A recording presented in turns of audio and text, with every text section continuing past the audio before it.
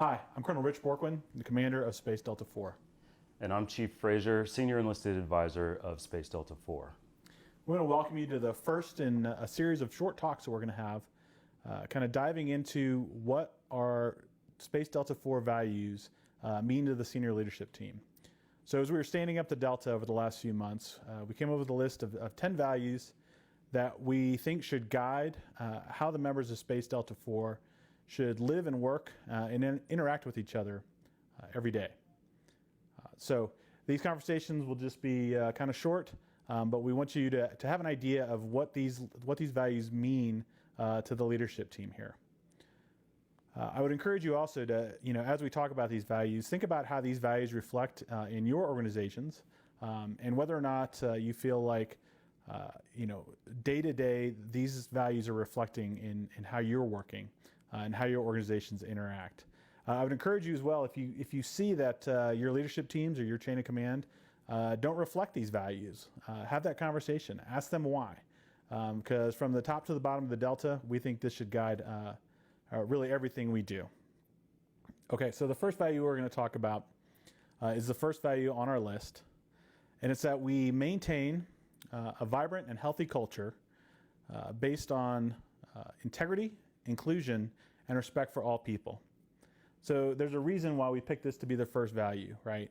It really is foundational to all the other values that we're going to come on down the list. And it really unlocks the potential for all the members of the organization.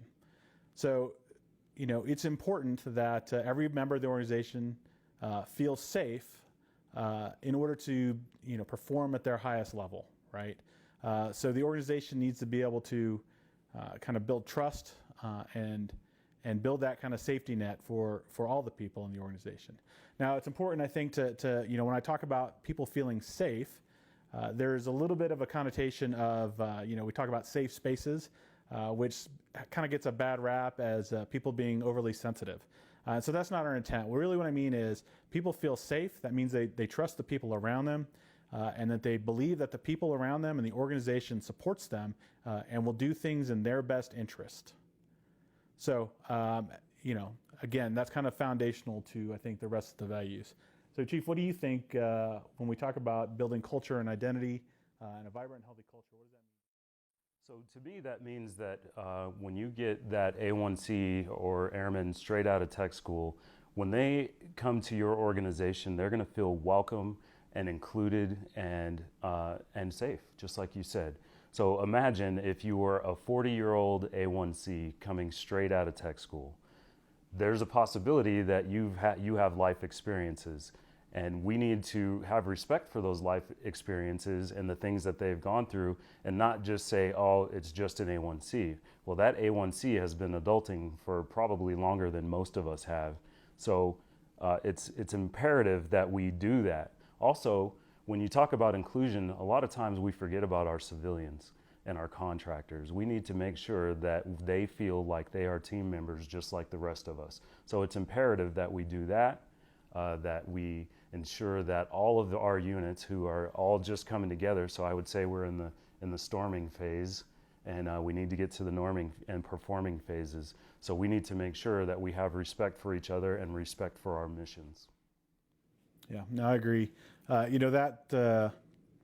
talk about, sometimes we don't take the time to understand the perspectives of all the people in our organizations, and the fact that their background is going to be different than ours, their experiences, their life experiences may be different, and they may bring something different to the table, right? There's definitely, I know I personally am not comfortable when everyone around me agrees with me, and sometimes that's hard to drive healthy disagreement as a senior leader. I'm sure you've seen that, Chief. And so it's important to really allow people to perform at their best and speak their minds and feel like they can, they're not going to get, punched in the face for having a different opinion or offering something that may be different or coming from a different perspective. So you're absolutely right. That's very important. And it's impossible to talk about a culture of inclusion without kind of addressing, the fact that the Air Force is dealing with significant issues right now with diversity and inclusion, especially with racial diversity. It's no secret that the Air Force is struggling with this and has been for quite some time. And the Air Force is putting a lot of effort into kind of improving those things and getting the perspectives of all the airmen and space professionals in the Department of the Air Force to better understand where people don't feel safe and where people don't feel valued. So I guess, I'd ask you, Chief, how do you think we're doing on diversity and inclusion efforts, and where do we need to go?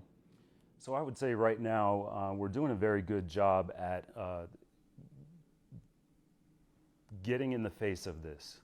We're doing a good job of having those uncomfortable conversations with each other and making sure that we all understand each other's perspectives, but we have a long way to go. So I think back to when we used to do our fitness test was the bike test. And we were transitioning from the bike test to the push-ups, sit-ups, and the run. And there was a lot of complaining, moaning, and groaning at first, but now it's not even a big deal. Everybody understands, and it's a way of life. So that's where we need to get with diversity and inclusion, to make sure that all of us, again, it comes back to the respect thing and understanding where people come from, so that way we can move forward together and make things better. Well, I know I was never a fan of the bike test, and I'm definitely not a fan of a force that isn't willing to consider the opinions and a broader spectrum of backgrounds and experiences that people may be bringing into the force. Yeah. I think it's important to note too, there's been a lot of conversation about a recent presidential directive to not talk about certain things, certain theories as it deals with race and diversity. And I want to make sure that everybody understands that, while we will still follow that guidance, that shouldn't prevent us from having those uncomfortable discussions, right? Some of the things that were highlighted, that is not the most important. Those are not the most important pieces of the discussion. There's a lot of ground to be covered. There are, I think, like you said, those uncomfortable discussions, being willing to put yourself a little bit into an uncomfortable situation to really open up and, allow yourself to trust one another and talk about those different perspectives, show some vulnerability, and hopefully make some connections, even if it's, just recognition of the fact that, we don't have the same backgrounds, the same experiences, and the same perspectives. That really is kind of the first step towards understanding each other and trusting each other. And so I just want to make sure that, that new guidance coming down was not meant to preclude those conversations, and we can't let that slow down the progress that we're making. Because certainly if we treat this as one more, training event or CBT that has to be accomplished, then we're not really making those personal connections and gaining trust with each other. Okay, Chief, as we're kind of wrapping up, any last things you want to talk about for vibrant and healthy culture? Vibrant and healthy culture. The holidays are coming up. Do your airmen have somewhere to go? The single airmen in the dorms, do they have somewhere to go? Are you thinking about those things? I'm certain that you are, but just keep in mind that again extends that inclusion. We've had the pleasure to visit 2 of the GBR sites, and I can tell you that it felt like home, felt like family. So I would just encourage all of us to make sure that we are making that environment that feels like home and feels like family, where people are not dreading coming to work.